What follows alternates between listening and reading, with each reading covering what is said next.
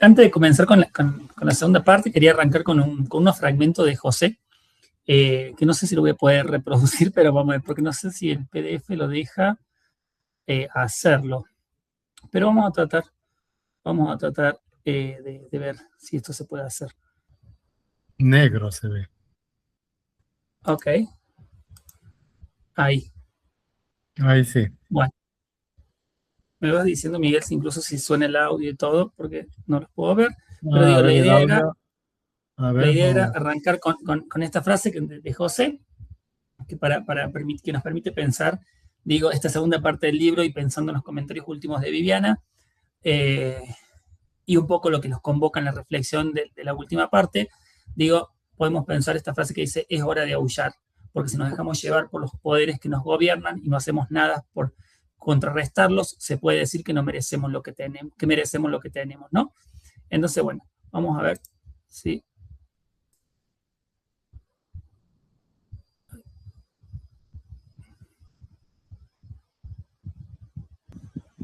No hay sonido, ¿eh? ¿No? No. Bueno, quería una pena porque, bueno, no importa. La idea era ver justamente, a ver si puedo pasar en el diálogo. Bueno, vamos a ver si ahí te he puesto como altavoces, a ver si ahí se puede ver, si no. Eh, Están viendo, ¿no? Ahí la pantalla, sí. Sí, la pantalla se ve. Bueno, vamos a ver si funciona, si no, no importa. Porque no sé cómo se comporta el sonido. Desde la posibilidad.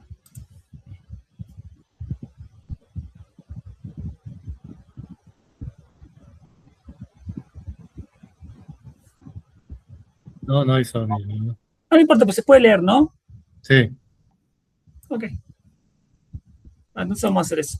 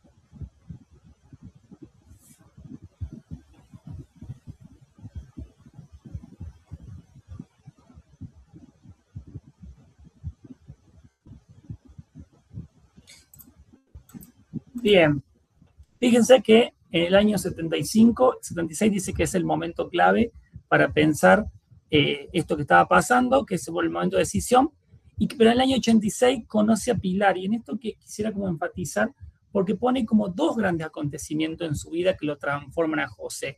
No solamente la decisión de sentarse a escribir, sino que la llegada de Pilar a su vida, que en el año 86 la conoce a Pilar y en el año 88 ellos se casan. Y seguido de esto hay un breve videito que dice que la fuerza que le pone a Pilar, incluso en las dedicatorias,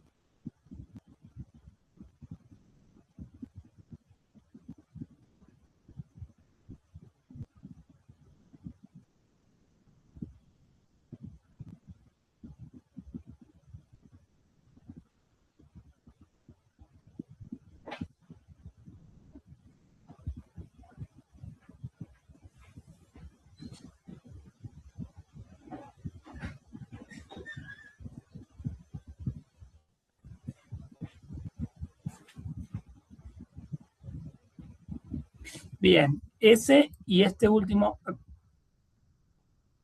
Ah, no tiene traducción. Bueno, lo vamos a. Una pena porque no tiene traducción ver la última parte de Pilar, que es cuando la última parte que está haciendo la traducción del viaje del elefante, para que voy a salir de esto y voy a volver a mi dejar de compartir. Ahí está.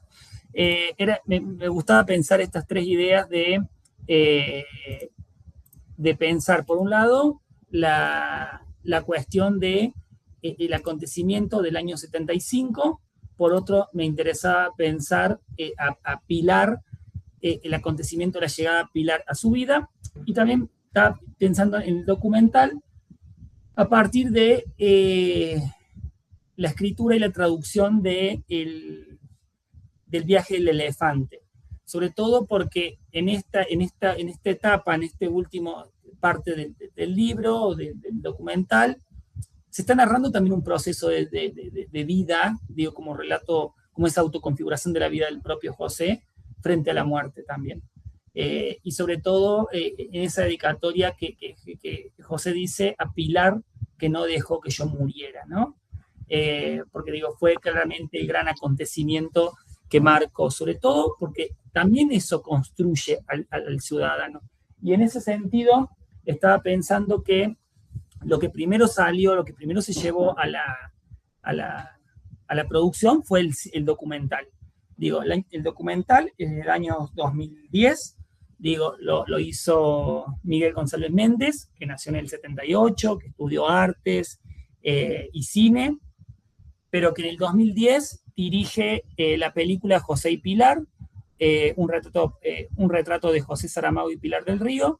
Dice, y miren esto, coproducida por El Deseo, que es la productora creada por Almodóvar, digo, no es una productora común, sino que sabemos lo que significa, y Odo Filmes, que es del director Fernando Meireles, que tuvo que ver con el propio Batista Basto, quien lo ayudó y quien le dio trabajo y quien lo acompañó ahí. Digo claramente que fue un éxito, la producción de esta película fue un éxito a nivel mundial, ya sea como en España, Portugal, Italia, México, Brasil, y que recibió un montón de premios y distinciones por la producción y demás. Y que en ese entonces, cuando en el 2010, y la publicación después del libro físico en papel, que sale en el 2013, Juan Carlos Méndez estaba haciendo la adaptación cinematográfica de El Evangelio según Jesucristo. Digo, y esos datos no son menores a la hora de pensar las producciones culturales, sobre todo por la importancia, digo. Pensemos que el libro que si uno lo lee o escucha o ve la película, encuentra muchas similitudes, pero hay cosas que en el documental no están, que es propio de la realidad, de las conversaciones, pero que sí aparecen escrito acá, ¿no? Entonces, bueno, en esta obra, que es del año 2013, o al menos creo que salieron en paralelo, en portugués y en español. Miguel lo puede cotejar eso porque se presentó en 2013 en Argentina, al menos. Pero yo creo que habían salido en paralelo. Bueno, escribí sobre eso para organizar el tiempo y ver qué podemos rescatar de ahí y después escucharles a ustedes. La obra de José Saramago se define por una voz universal que, partiendo de la aparente sencillez del hombre común, logra revelar verdades profundas que conciernen a la colectividad. Para Walter Hugo May, leer al autor portugués no es un acto de entretenimiento frívolo, sino un exigente ejercicio de ciudadanía, que utiliza la ficción como un puente para confrontar la realidad y madurar los sentimientos. Esta honestidad intelectual, caracterizada por un compromiso ideológico transparente y una coherencia radicalmente humanista, buscaba sacudir la apatía social y seducir a las personas hacia la participación en las preocupaciones comunes. Aunque su figura suscitó constante polémica y fue blanco de críticas por su estilo literario o por sus posturas frente a la Iglesia, su vulnerabilidad al exponerse con valentía representó una provocación necesaria para repensar las estructuras que toleramos. Sentencia Walter Hugo May, cito: defino categóricamente a José Saramago por su honestidad intelectual, una franqueza que caracteriza todo su discurso. Pocos son los escritores muy grandes, que han asumido de modo tan declarado su compromiso ideológico, tal vez hasta su utopía, dentro y fuera de los libros, buscando presentarse ante la sociedad con esa voz de tremenda transparencia y reiterada preocupación. En sus entrevistas, José Saramago partía de los libros para llegar a la estructura de los asuntos expuestos, que es lo mismo decir que pretendía llevarnos a pensar y a pensar mejor acerca de la estructura de la sociedad que construimos o toleramos. Soñaba con que todo esto fuera mejor.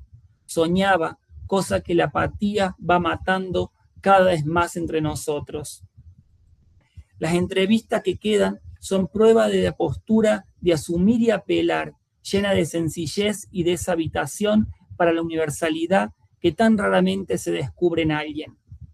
Lo inusitado de esa honestidad, muchas veces casi vulnerabilidad del héroe por exponerse con valentía, podría parecerle a alguna gente una provocación, pero tal vez sentirnos provocados signifique que se discutan cuestiones a las que estamos apegados sin gran lucidez para abordarlas de otro modo, para repensarlas y, quién sabe, decidir mejor. Por esto mismo, explica Walter Hugo, lo que el trabajo de Miguel Goncalves Méndez representa para el tesoro del testimonio de Saramago es un valor inestimable, es el mejor de los legados para todos cuantos viven y vivirán, el acceso permitido a la intimidad del gran maestro, o dicho con otras palabras, el acceso a un diálogo eminentemente desenmascarado con el gran maestro. Pero el gran maestro no estaría nunca completo en esta dimensión personal sin la compañía de Pilar del Río, tan distinta como complementaria del escritor. Fin de esa cita. Saramago explica, y pensando en los temas que se fueron desarrollando, Saramago explica que él, y pensando en el conflicto con que se abre el libro, el conflicto del diario Noticias de 1975, Saramago explica que él no despidió a nadie, sino que fue el Consejo General de Trabajadores quien suspendió un grupo de periodistas tras un intento de manipulación editorial. Reflexiona sobre cómo la verdad auténtica suele quedar enterrada bajo versiones falsas que conviven y le conviene a ciertos sectores políticos. Dice Saramago: no me importa que tú digas la verdad si esa verdad va contra las mentiras socialmente aceptadas. Y esa mentira, la mentira socialmente aceptada es esta, que yo perseguí, que yo eché a periodistas del diario Noticias cuando no fue así. Por otra parte, podemos pensar la construcción del camino, el propio camino y la ausencia de esa ambición personal. El desempleo del 75 como catalizador para dedicarse exclusivamente a escribir. Dice, Saramago define su vida como plana, carente de aventuras bohemias típicas que de otros artistas tienen. Plantea que el destino no está escrito, sino que se marca con los propios pasos ante las contingencias de la propia vida. Reflexiona sobre su éxito tardío como una decisión de ahora o nunca, tras quedarse sin trabajo a los 60 años. Los caminos, dice el Saramago, no están hechos andando de uno de nosotros. Los caminos no están hechos andando cada uno de nosotros hacia su propio camino. La carretera no está preparada para recibirnos. Es necesario que sean nuestros pies los que marquen el destino. Que uno después podría pensar la ética del suelo en Saramago. Por otro lado, la voz de José Saramago no deja de tener alternancia y cruzarse con las reflexiones de Pilar del Río. En este momento y al principio del libro, como habrán observado, Pilar describe su vida personal, una vida que estaba marcada y descrita por las estrecheces de la posguerra y la figura autoritaria de su padre, quien personificaba a Dios y a Franco. Sobre eso, reflexiona cómo el Concilio Vaticano II fue el punto de inflexión que le permitió entender que cambiar era vivir y alejarse de la momificación ideológica.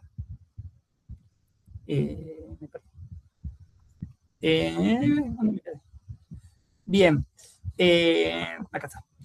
Por otro lado, Pilar agrega que la relación entre la tribu y su madre, hablando de sus hermanos, Pilar describe que su relación con sus 14 hermanos, como la tribu, como lo llamaban, un modelo fue que rechazó el sentido tradicional de familia.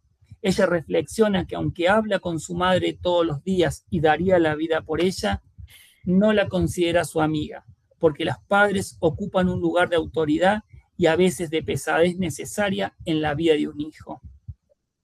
Dice Pilar, padres son padres, no son amigos, o sea, los padres son los padres, punto. Pero no es mi amiga, es mi madre. Y si tengo que dar la última gota de sangre por ella, la daré, pero no es mi amiga. Frente a esto, esa es una crítica que podemos leer en los discursos que se presentan hoy en día o en las formas en que se manejan los vínculos afectivos entre madres e hijas. Ya no se sabe cuál es el vínculo entre una u otra, pero es necesario quizás poner un distanciamiento. Por otro lado, a pesar de las limitaciones de la época, Pilar destaca que lo más importante en su hogar fue el acceso a la cultura. Reflexiona sobre su propia naturaleza austera, afirmando que soporta muy bien las carencias físicas, como el hambre, el frío o el sueño, porque su enfoque siempre estuvo en querer contar y en su propia vocación de periodista desde niña. Dice Pilar, éramos una familia de clase media con acceso, insisto, a la cultura, que es lo mejor y el único bien posible. Por otro lado, la importancia de las tareas cotidianas resalta la tarea cotidianas para no perder la perspectiva humana de la vida. Pilar reflexiona sobre cómo pelar patatas o limpiar el polvo mantiene conectada con la vida real. Pilar no le tiembla el pulso ni la voz para criticar a los poderosos, como los del G8, que toman decisiones sin haber tocado la materia, comparando sus preocupaciones con las de las mujeres ociosas que ellos desprecian, pero que en realidad entienden mejor el mundo. Creo, dice, que si todos entráramos a la cocina, el mundo sería un poquito mejor. Esa es una parte de mi día. Otra parte de mi día es el trabajo de ama de casa, fundamental, porque cualquier persona que no se mancha de materia las manos, esa persona se va distanciando de la vida real. Por otro lado, volviendo al episodio de Saramago, en ese diálogo que se cruzan entre las voces de José y de Pilar, aparece el gran acontecimiento que hemos visto en el video. Ese gran acontecimiento de mi vida, como dice Saramago, y que se refiere al hecho de haber sido despedido tras el contragolpe del 25 de noviembre del 75, como el evento más importante de su trayectoria. Lejos de verlo como una tragedia, lo analiza como el momento de libertad necesaria que lo obligó a convertirse en el escritor que terminó siendo. Reflexiona cómo a sus 60 años y sin empleo decidió que su único camino era la literatura, lo cual cambió el rumbo de su existencia. El gran acontecimiento de mi vida no fue el éxito de mis libros ni mis premios, fue haberme quedado sin trabajo en 1975. Ese fue el momento en que dije, bueno, ahora no tienes nada más que hacer que escribir. Y dio prueba de eso. Por otro lado, en otro apartado sobre la casa, las islas y los límites del universo, el tema central es la geografía afectiva y filosófica del espacio habitado. Saramago utiliza esta triada para explicar cómo su casa en Lanzarote, a casa, funciona como su centro de gravedad. La casa es el espacio de la intimidad y el trabajo. Es la isla la que marca la frontera física de lo que lo rodea y que le da identidad. Pero también los límites del universo representan la expansión de ese pensamiento desde un punto de vista que puede leerse en lo geográfico. Allí, José reflexiona sobre cómo un lugar aislado y pequeño puede también ser un observatorio perfecto para entender la totalidad del mundo y de la condición humana. Pensemos con esto la estatua y la piedra. Parafraseando a esta idea de José, uno podría decir que la casa no es solo el lugar donde se vive, es un lugar donde se piensa el mundo. Desde esta isla, que es una roca en medio del mar, uno puede sentir que está tocando los límites del universo si se mantienen bien los ojos abiertos. El libro explora la relación entre Saramago, escritor, como figura pública, como premio Nobel, como compromiso político, pero también el texto nos muestra al José hombre, al José ciudadano, al José en su entorno cotidiano en Lanzarote junto a Pilar. Se muestra cómo la labor intelectual de Saramago no está separada de la vida diaria.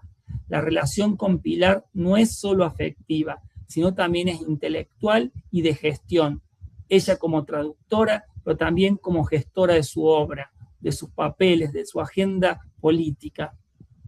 El texto deja ver la tensión entre el agotamiento de las exigencias públicas y la paz encontrada en el refugio de casa, donde el acto de plantar árboles, de conversar, se vuelve tan importante como escribir una novela. Como una novela. En el texto, como habrán observado, se menciona la vitalidad de Saramago a pesar de su edad avanzada, lo que resuena como el final de la novela donde la muerte se humaniza.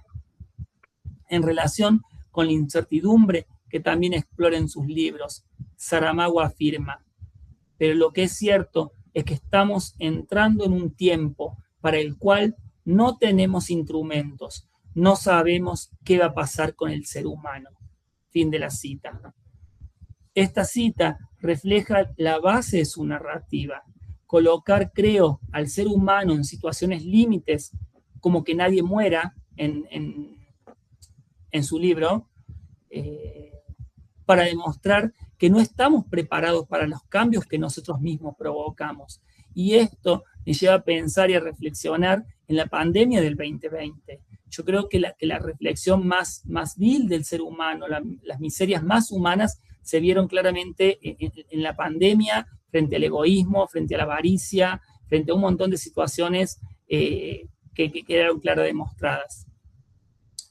Para cerrar esto, y para abrir el diálogo entre ustedes y pensar algunas partes del libro, podemos entrelazar esa ceguera social que denunciaba Saramago y Pilar frente a la crisis de la escucha que nos planteaba Gabriel Giorgi en su texto. Sobre todo porque se sitúa en el centro de las mutaciones políticas actuales. Si Saramago advertía sobre la humanidad que perdió su carta de navegación y se sumergió en una ceguera colectiva ante la vulnerabilidad del otro, Gabriel Giorgi nos propone que esa desorientación es también sonora. Habitamos un régimen de lo audible que utiliza el aturdimiento, la saturación del estímulo y la violencia verbal para clausurar nuestra capacidad de atención. En este contexto, donde las democracias parecen mutar hacia formas de crueldad y plutocracias que descartan lo común, parar la oreja no es solo un acto biológico, sino un gesto de desaceleración y desobediencia. Al igual que Pilar y José, que buscaban en el diálogo una forma de resistencia, la propuesta de Giorgi, creo, nos invita a entender la escucha como una herramienta política para quebrar el puro presente y desbloquear otros tiempos. Escuchar entonces se vuelve la práctica necesaria para reconstruir esa trama de lo viviente y lo público, que hoy parece bajo ataque, permitiéndonos reorientar el cuerpo y la sensibilidad hacia un proyecto colectivo que frente a la cacofonía del odio vuelva a ser del encuentro entre agentes diversos una posibilidad de justicia. Es la escucha, dice, la escucha como frontera y como umbral. Giorgi sugiere que la escucha sucede en el umbral entre lo audible y lo inaudible. Los sectores vulnerables, como los inmigrantes mencionados por Pilar y por José, suelen ser empujados hacia lo inaudible por las estructuras de dominación. Escucharlo, creo yo, y pensando en la situación de violencia, de odio que surgió hace unos días en Córdoba capital, con el compañero Vica, que fue apuñalado de 38 puñaladas, digo, frente a esa violencia que los gobiernos están perpetuando por no tener una ley de antidiscriminación, por no tener una ley de educación sexual integral, por no tener una ley que sea de manera real y efectiva, creo, siguiendo estas reflexiones de José y de Pilar en este libro, y siguiendo lo que dice Giorgi, podemos escucharnos. Escucharnos no es solo un acto de caridad, sino un trabajo de reorientación que disputa quién tiene el derecho a ser oído en la esfera pública. Muchas gracias, y con esto les abro el micrófono para que ustedes puedan, llevar a la reflexión, porque, el libro es muy largo, hay muchas entrevistas, hay muchas preguntas, pero ¿cómo se narra, un libro del 2013, donde las situaciones en el mundo han mutado, y de pasar del año 96 al año 2013, del 96 al 2013, hay un paradigma radical del mundo distinto, pero también hubo otros acontecimientos que mostraron cuáles eran los desafíos que planteaba Saramago. Y creo que la pandemia vino a mostrarnos qué es esto de ser humano. Entonces, ¿cómo pensar estos dos libros? Con lo que está pasando en el mundo actualmente, con lo que está pasando en Córdoba capital, con los ejercicios, con esta violencia desenfrenada, ciega, sorda, parece ser que nos mata, que nos aniquila. ¿Qué lugar ocupamos en el ejercicio de la ciudadanía crítica? ¿Cuál es la función nuestra como académicos, como intelectuales? ¿Cuál es la función de la academia y la crítica hoy? Sobre todo para poner un freno, siguiendo lo que pensaba José y Pilar, a este nuevo tiempo. Y pensando las cosas que mudaron, ¿cuáles fueron el cambio que produjo Saramago, por el cual se dedicó a escribir? Las reflexiones finales frente a la muerte que presenta el libro, pero también cómo pensamos o imaginemos nosotras el presente hoy. Bueno, les escucho.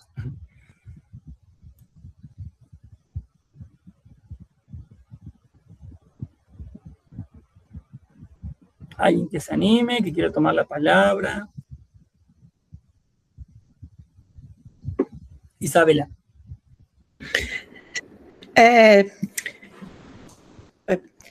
Yo solo quería compartir un dato curioso que revela mucho sobre el hombre que amaba profundamente a la mujer con la que estaba. Saramago dejó todos los relojes de la casa parados en la hora que conoció Pilar. Si tú visitas su casa en Lanzarote, encontrarás los relojes así. Como dice el más belo de los epígrafes que menciona a Pilar como si dissesse agua. En resumen, un hombre apasionado, enamorado. Gran anécdota y reflexión, ¿no? Sobre todo, pensar más allá de la anécdota pasional que nos conmueve, que es como un símbolo de cuándo se detuvo el tiempo, pero también es el momento de detener el reloj, romper la temporalidad que aniquila, esta temporalidad capitalista. Creo que hay que pensar, y que ya lo pensó Benjamin y que ya lo imaginaron otros actualmente atrás, cómo romper esa temporalidad, ¿no? Detener los relojes del tiempo para intervenir en el presente, para hacer más democrática y participativa la vida humana. Por eso yo creo que esos gestos de parar la oreja, de estar escuchando, frente al aturdimiento de las redes sociales, frente al aturdimiento sonoro de lo social, parar la oreja y pensando en José Saramago es un ejercicio político, ¿no? Un ejercicio político que nos invita, creo, en este último libro, en esta película, en este documental, a eso.